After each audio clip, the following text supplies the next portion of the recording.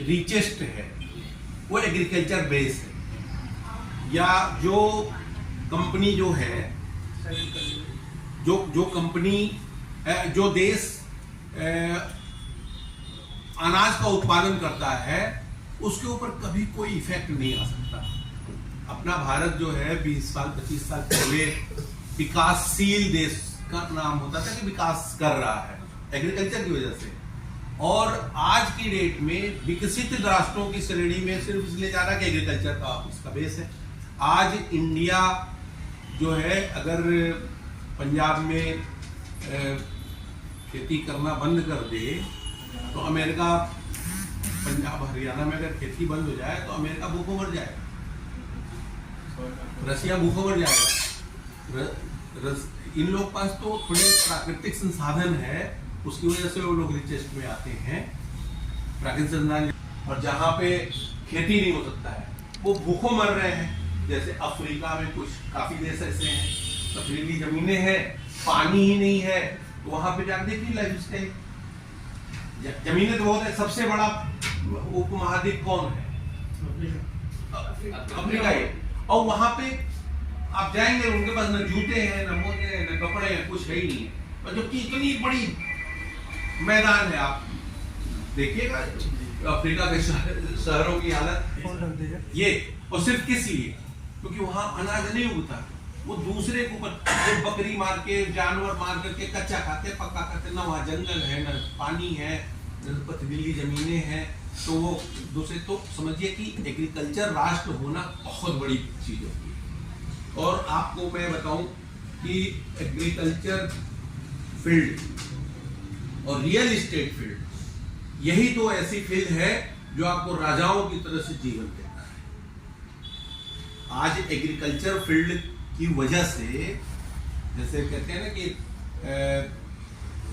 किसान जो है 80% होगा, 20% किसान क्या मतलब गरीब 80% है और 20% धनी लोग हैं, लेकिन जो राज कर रहा है वो 20% वाला कर रहा है।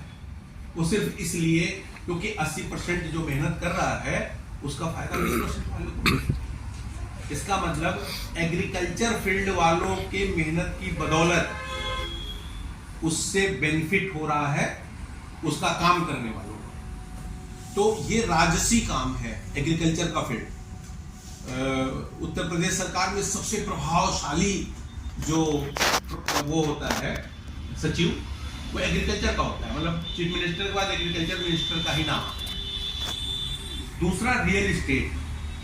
रियल एस्टेट में तो उतार चढ़ाव आता है। रियल एस्टेट में बहुत ऐसा है, एकड़ के हिसाब से जमीन खरीद के स्क्वायर के रेट से बेचते, उसमें जितना पैसा है उसी में 5 स्टार की सुविधा मिलती है, रहन सहन अच्छा मिलता है, उनके वर्कर्स को एक मुफ्त पैसा मिलता है, लेकिन उसमें पेशेंस हो चाहिए।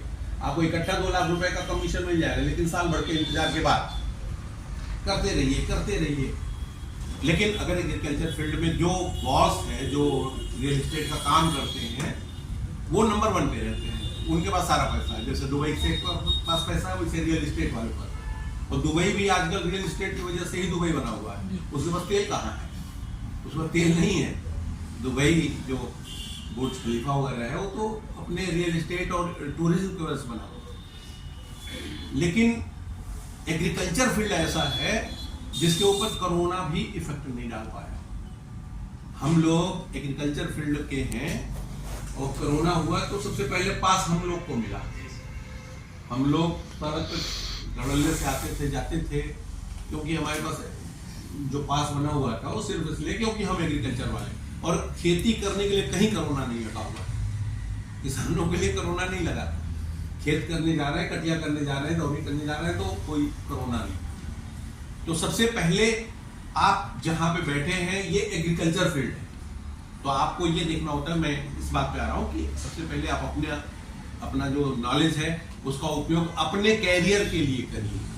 आपका कैरियर जिसमें किसमें लगाना है उसमें करिए, कौन सी विंग हमको सेलेक्ट करना है।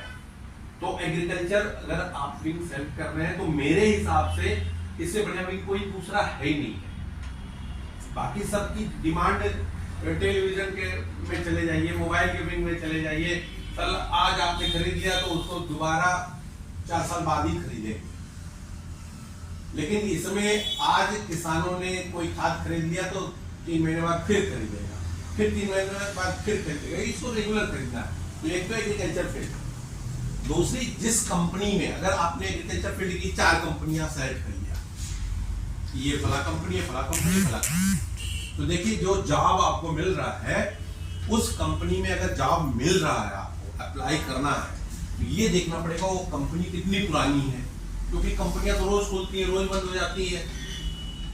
अगर आज कंपनी खुली हुई है, पता चला कि 4 दिन बाद बंद हो गई, तो आप फिर बेरोजगार हो गए। तो ये कंपनी लगभग 30 साल से चल रही है हरियाणा। मार्केटिंग में लाखों रुपए पार्टी का पैसा जमा होता है, और अगर हम किसानों के पास गए तो किसानों को पैसा भी जमा होता है। तो ऐसी कंपनी जो पैसा ले ले और माल ही सप्लाई ना कर पाए तो आप प्रॉब्लम में पड़ेंगे फिर। तो पहले आपको ये देखना होगा कि अगर कंपनी पुरानी है, कंपनी अब किसी ऐसी कंपनी में आपने काम पैसा जमा करवा दिया और वो पैसा आपने अकाउंट में जमा करवा दिया, और कोयम्बटूर की कंपनी है और बाय द वे उसने माल सप्लाई नहीं किया, तो आप कोयम्बटूर दौड़ते रहिए।